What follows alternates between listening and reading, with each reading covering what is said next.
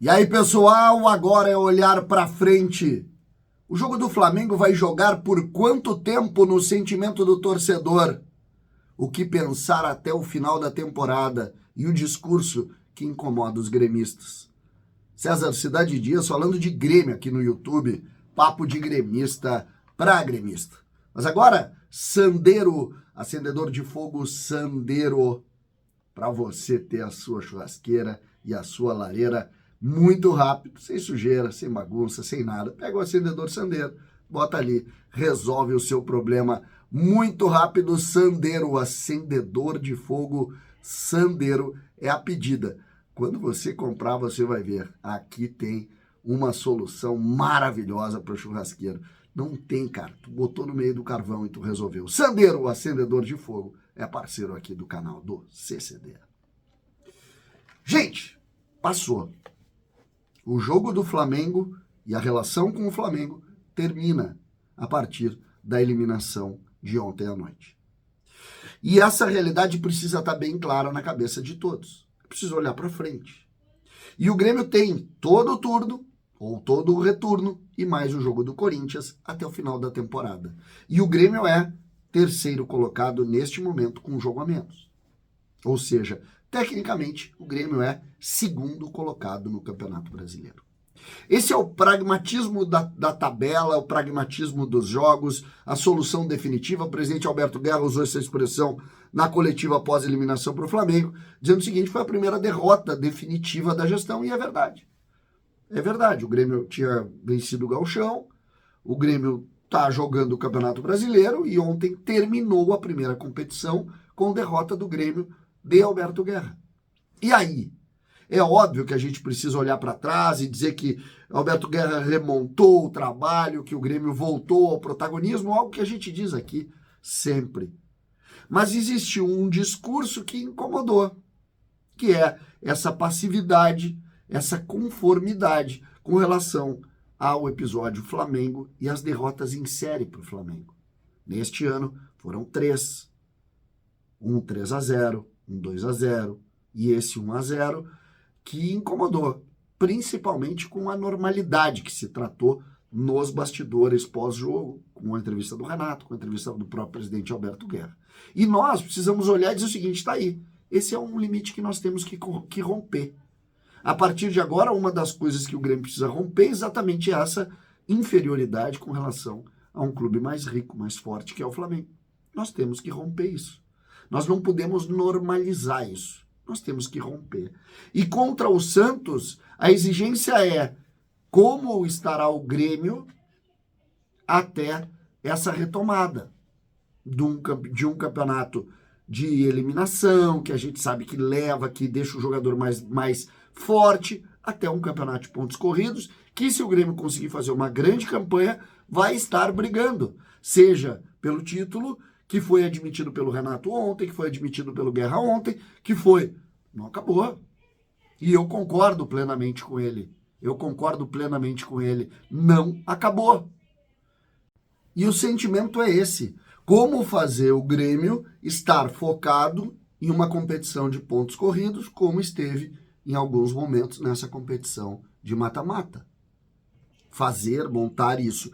Passa por dentro do campo? Sim. É preciso avaliar a evolução do Grêmio? Sim, dentro do campo de jogo, eu não tenho dúvida. Mas a questão anímica, nós vimos, ela joga também. E o Grêmio precisa dar essa resposta para o seu torcedor. Como imaginar, portanto, o Santos? O Grêmio já está em São Paulo, viajou hoje pela manhã, está em São Paulo com o Renato Portaluppi e vai fazer em São Paulo uma preparação para recomeçar, a partir da eliminação contra o Flamengo, muito forte. O que não teremos em São Paulo no jogo contra o Santos? Não teremos o Vijaçante e não teremos Luis Soares. 2 jogadores importantíssimos. Vijaçante, para mim, ontem no Maracanã, foi o grande nome do Grêmio. E Soares é o centroavante, é o jogador que é a base desse início de gestão de Alberto Guerra, pela motivação que ele causou e, obviamente, também por essa forma de jogo que centraliza em cima do atacante, que tem deixado um pouco a desejar, porque tem perdido gols e a gente sabe que um grande jogador é sempre exigido para resolver sempre, e ele não tem resolvido, o que tem gerado também alguma insatisfação em relação a isso, mas acho que é muito, muito pequeno dentro do benefício que ele trouxe para o Grêmio nessa temporada. Portanto, os dois fora. O Grêmio vai ter o Grando, que vive grande momento, foi bem no Maracanã também, João Pedro, Rodrigo Eli, Bruno Alves, Reinaldo. Até aí, todos sabem que é por aí. Não viajou o Jeromel, que é um caso à parte que nós vamos ter que discutir também, mas vamos discutir no futuro, mas não vai Jeromel mais uma vez. O que está acontecendo com Pedro Jeromel na relação com o Grêmio? Já, inclusive, foi relacionado numa partida, mas parece que não relacionou. Então, tem um monte de coisa que a gente precisa ver. Aí tu tem, no meio-campo sem Vijaçante, tu tem a opção de Carbagem e PP. Tu tem Cristaldo.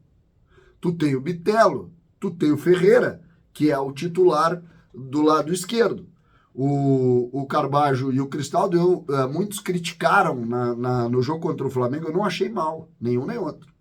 O Bitelo, para mim, foi bem também. Para mim, de modo geral, o Grêmio foi bem. O Ferreira, tomar de decisão, aquela coisa mais individualista, mas também não foi mal. O Bessó está abaixo do Ferreira, o menino. E aí, na frente, André Henrique e João Pedro. Os dois são uma opção, são os dois homens para a posição.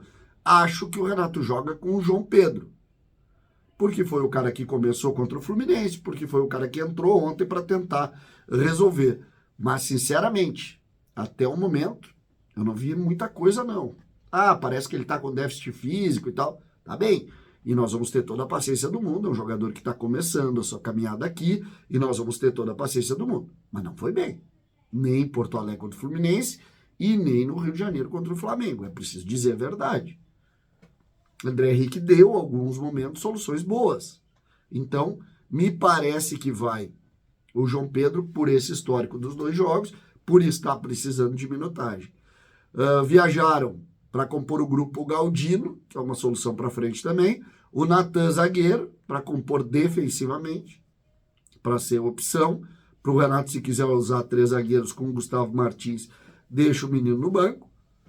São jogadores que podem ali também de alguma maneira. O outro que viajou foi o Kaique, o goleiro, para voltar a ser o reserva do Grando, já que ele tinha jogado a Copa do Brasil e não esteve no Rio de Janeiro.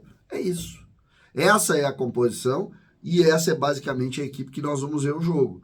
Eu lamento que o Natan Fernandes não tenha ido para ser uma opção de velocidade pelo lado. Ele que fez o Grenal Sub-20 muito bem, um jogador que está muito bem fisicamente, que está mostrando uma super evolução, tem 18 anos de idade e acho que merece uma chance, mas não foi. Então a gente espera. Tem muita coisa para a gente conversar, tá? Muita coisa para a gente conversar. E a gente eu vou atualizando, voltei do Rio hoje, tô botando em dia aqui muito conteúdo que a gente precisa atualizar, tem muita informação que saiu do Rio de Janeiro para a gente dividir com vocês e eu começo já amanhã de manhã a fazer isso normalmente. César, Cidade de Dias falando de Grêmio aqui no YouTube.